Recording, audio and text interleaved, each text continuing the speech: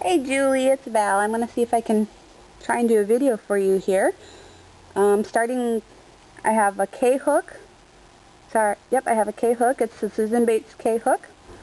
See, it's a little bit fatter than the ones that I sent to you. Hopefully they'll make nice big loops so that you can see them. And hopefully this is light enough that you can see it and the loops in it too. So I'm going to start, make a loop like that. I got my trailing edge over the top. And it's going to come through the back. I'm going to take the hook and I'm going to grab it and tighten. Now you said you have the foundation chain, which is pretty awesome. So we're going to do a foundation chain real quick. There's fur all over my yarn thanks to the pets. So this is number 1 right here. I'm going to bring it a little bit closer for you. That's number 1. This loop right here doesn't count. That's not a loop. That's the yarn that's on your hook. That's number 2. Number 3. This is always referred to as yarn over. Sometimes you'll see in patterns abbreviated as YO for yarn over. So I have 4, 5. We got the 1, 2, 3, 4, and 5 is hiding up there. I think I'm going to do a chain of 10. 6, 7, 8, 9, 10. Now start with a single chain. Let's see if we can see some of this here. Alright, start with this first one. This first one you can kind of see a little bit better. This is the top of the loop right here. This part's the top. This part back here, it comes from the bottom under here. This part that's at the bottom right here and goes through the center of this first number 1 here, and to the back, that's the back bar. You can see it kind of sticking up like that. When you do your base chain, your first foundation, first row, you can do it one of 2 ways. You can either do it through this middle bar, the one that goes to become the back bar. Go back to this one. You can either through here, through these 2, leaving this bottom loop, or you can do it just through the back one, leaving kind of that stuff down there. And you probably hear Tasha meowing at me here. Hopefully she'll leave the yarn alone. Alright, so we're going to start with single chain. Single chains, you always skip the first chain after your hook. You're going to single chain, as abbreviated SC in the patterns. So let me make this a little bit bigger. I'm going to take one out and make this a little bit bigger here so we can see it. Alright, that should be better. Now single chains, you're going to skip this first one right here. And you're going to single into the next one. There's no yarn over in your single chains. So you're going to insert it either right here. Let me get my hands out of the way so you can see it. So insert the hook. So you see how you have that single loop right down there? And then I've got the 2 at the top. So I got the back bar and the top loop. You can do there, so you can then yarn over, bring it through, and then do your yarn over again, and number 1. That's your single chain. And do some more single chains. So remember I said you could do it one of 2 ways? Sorry, Tasha decides she wants to play with the hook. Let me get the kitty out of here real quick. Alright.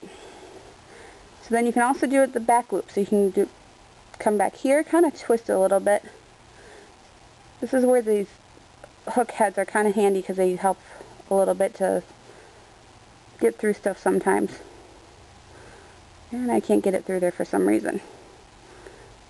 There we go. So now see you got these 2 down there. You got 2 on the bottom, back one on the top. So you do single again. That's your single chain. So I should have 9 single chains because I started with a base of 10. So I'm just go ahead and I'm just going to go in through the top 2.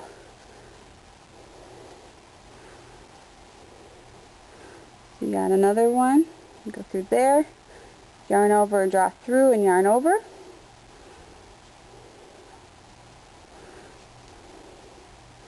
Yarn over, draw through, yarn over. I look at it, once you've drawn it through, a single is the number of times you draw your hook through the loops on the hook, for a single chain. So you do it through once, and twice, or once. Some more yarn going here.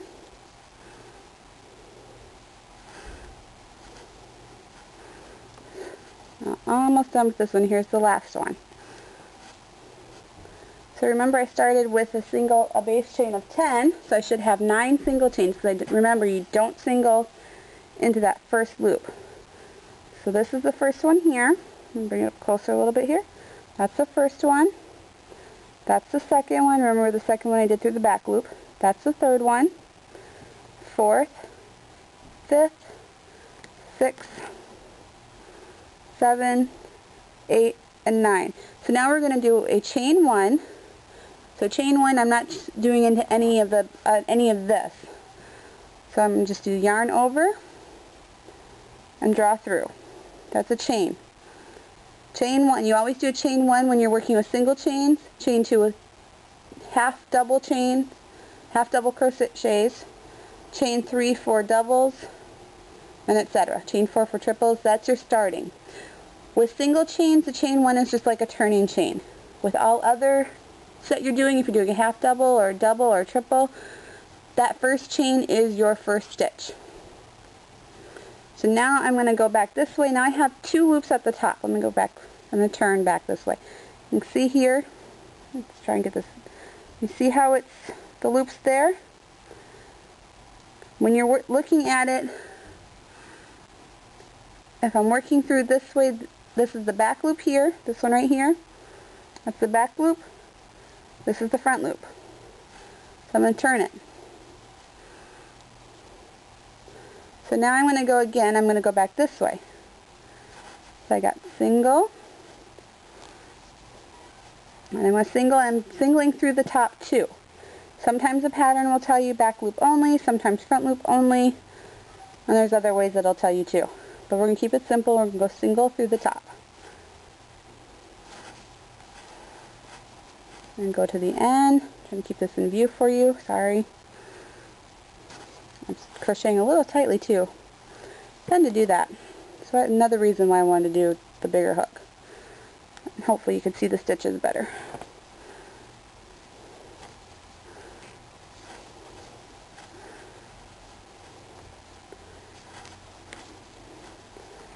Okay. Now this one right here, that's where we had our first one started. That one's always usually a little bit looser at the beginning chain. So now I've got another row. I should have another 9. So I've got 1. Let's look at the loops on top. Get that hook out of the way. See the loops? You got 1. This is always the loops leading to the stitch itself. We'll call this the stitch itself. This is the loop. That loop goes with that stitch. So you got 1, 2, 3, 4, 5, 6, 7, 8, and 9. So let's try a half double. You're going to turn the piece. You can either do your chain 2 before you turn, or you can turn and do your chain 2. Sometimes it works easier to go this way, because then your loops or your stitches are angled a different direction. So half double, you're going to chain 2. You're going to yarn over. And if you're doing a half double to start the whole pattern itself off your foundation chain, you are going to do and it's still the second chain from the hook. A double is the third. You're going to single on the 4th chain. No, it's the 3rd chain from the hook. You're going to do a half double crochet in the 3rd chain from the hook. And when you're doing a double, you're on the foundation